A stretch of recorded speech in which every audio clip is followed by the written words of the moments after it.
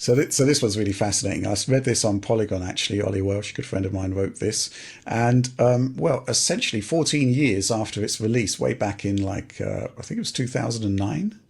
Yeah, basically, cheat codes have been discovered for Gran Turismo on the PlayStation Portable, and a guy under the hacker alias of Pez2K has done the legwork here and actually dug deep into this. It's not in Ollie's article, but he does refer back to the source, which is of course Pez2K himself. And basically, the first logical question was, how did you find these codes? And basically, Pez2K says that there's like a scripting language within Gran Turismo games, which hackers have been attempting to reverse engineer for some time now. And there's a prototype of the tool required to do this. And, essentially he found a script which was talking about two lists of buttons. And let's just quote him directly. I happened to spot two lists of buttons in one of the main scripts. Then it took a couple of attempts to confirm exactly which buttons needed to be held, then another to verify that they did what the code suggested. It's the same way that they found the GTA 4 cheat codes and all of the GTA 5 and GTA 6 debug commands. Now, obviously, we're not going to take anything on face value, but John, you've actually tested all of this out, right? That's right. I have the game running right here on my PSP. Oh, look how quaint and small that is. I'm so used to Switch-sized things, This hardware still feels really awesome. Like it still feels like a pretty high-end device. It's nice. And also loading this game up and seeing it looking the way it does, running at 60 frames per second on a handheld from 2005, you're just like, man, this was a special. We used to be device. A society, is what you want to say, John. We used to be a society, but yeah, I actually tried the cheat code. It's annoying because you have to like hold like the start and select buttons, and then one of the cheat codes you have to hold the L button. So you kind of have to contort your fingers around so that you can do like this to hit all the necessary buttons. But I did both of them. You can see here in this filmed video, it works. Basically, once you enter the code, it just blanks out to the loading screen, shows the loading screen for a little bit. When you come back, you've got max credits and or all cars unlocked. So, it's real. yeah, and then just hop in a race and go have fun. And this game is so weird, though, because when you look at it, it's got a ton of tracks in it. It's got a ton of cars in it. It's absolutely packed with stuff. But they didn't build a proper GT campaign for it.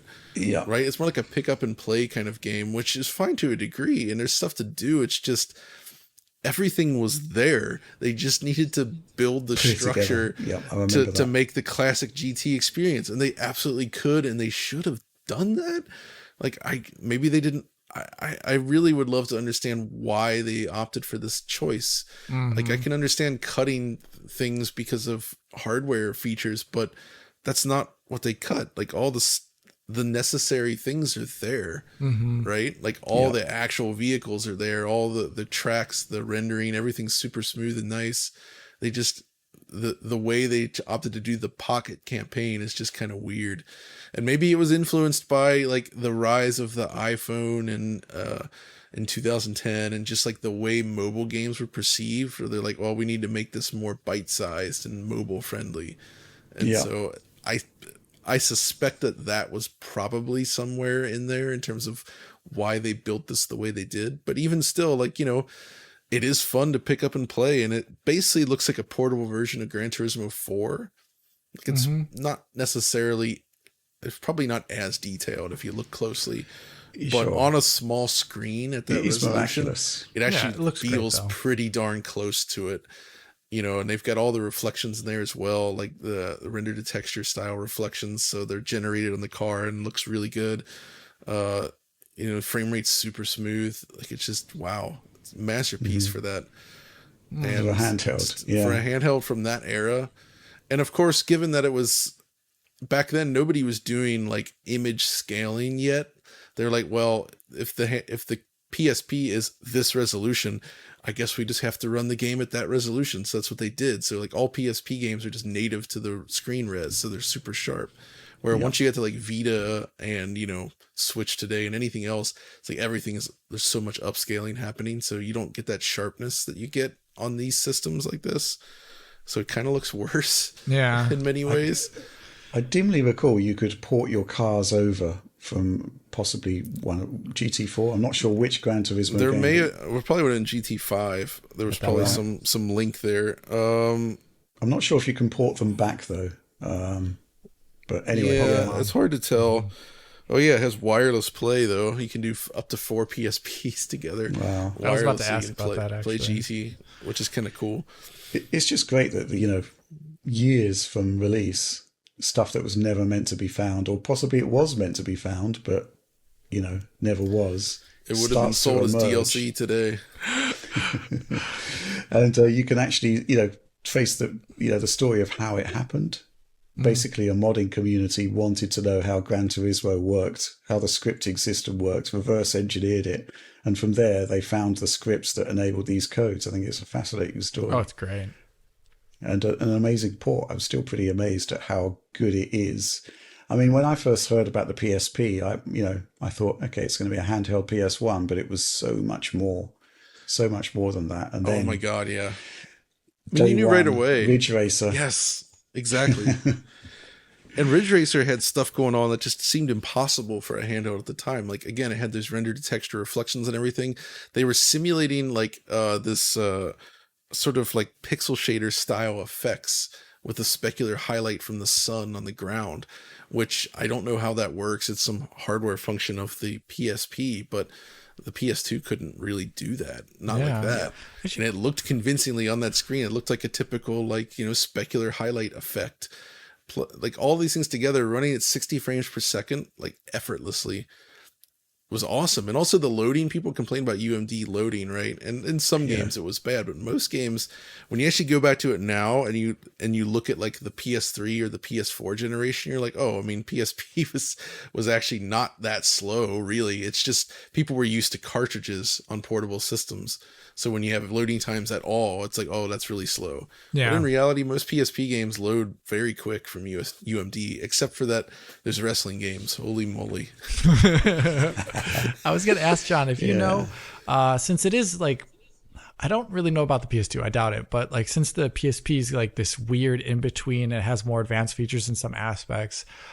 Do these consoles support like MSAA or anything like that? I've always kind of wondered that. Oh, do you know? That's a good question. I actually don't know off the top of my head. If it did, it was very rare to be used. I do recall some games having some sort of edge smoothing going on, but that was not very common. Certainly not in 60 FPS games. That's definitely something I'd love to figure out after the fact, because like you were talking about like that razor sharp look, and I'm like curious, like did they have anti-aliasing? I think most games didn't, but it might be possible in hardware. Mm-hmm. But it is interesting, that there's a surprising number of 60 FPS games on PSP.